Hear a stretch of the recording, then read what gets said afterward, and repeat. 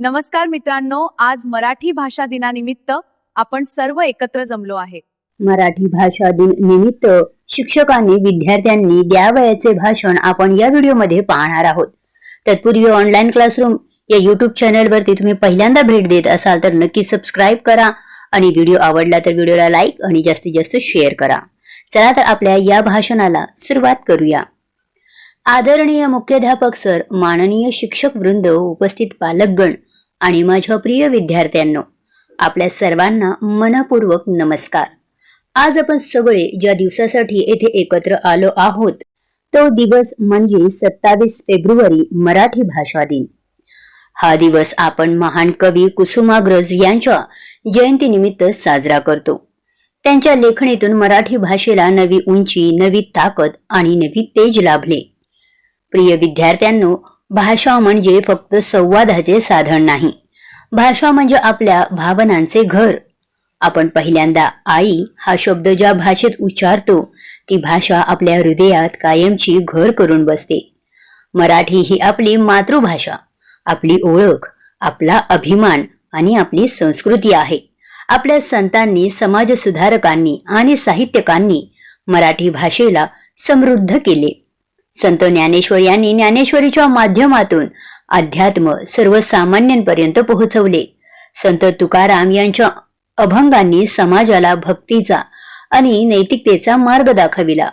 पुढे अनेक कवी, लेखक, नाटककार यांनी मराठी साहित्याचा खजिना भरभरून वाढवला। मराठी भाषेचा गोडवा सांगणारी एक छोटी चारोळी तुमच्यासाठी। मायबोलीच्या शब्दात ऊब आहे खास, मायबोलीच्या शब्दात ऊब आहे खास, मनातल्या भावना व्यक्त करण्याचा विश्वास।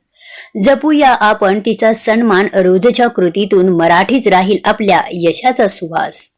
विद्यार्थ्यांनो, आज आपण जागतिक स्तरावर प्रगती करत आहोत। इंग्रजी, हिंदी आणि इतर अनेक भाषा शिकत आहोत। हे अत्यंत चांगले आहे, पण प्रगतीच्या या प्रवासात आपली मातृभाषा मागे पडता कामा नये। मराठीत बोलताना कमीपणा वाटणे ही आपल्या विचारांची चूक आहे।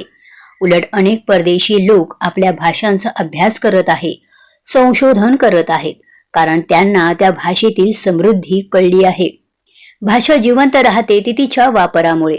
जर आपण मराठीत वाचन केले नाही, लेखन केले नाही, संभाषण केले नाही तर भाषा हळूहळू दूर जाईल। म्हणूनच प्रत्येक विद्यार्थ्याने दररोज थोडेसे मराठी वाचन करण्याची सवय लावावी। कथा, कादंबऱ्या, कविता, चरित्रे जे आवडेल ते वाचा।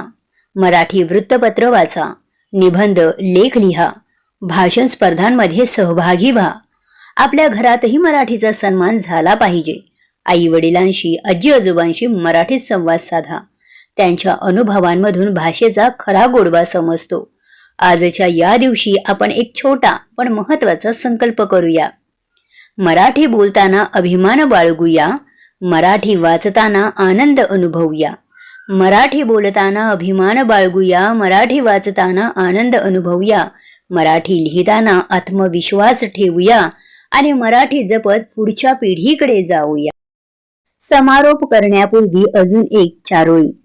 शब्दात सामर्थ्य, विचारात तेज। शब्दात सामर्थ्य, विचारात तेज, मराठीने दिला संस्कारांचा मेज।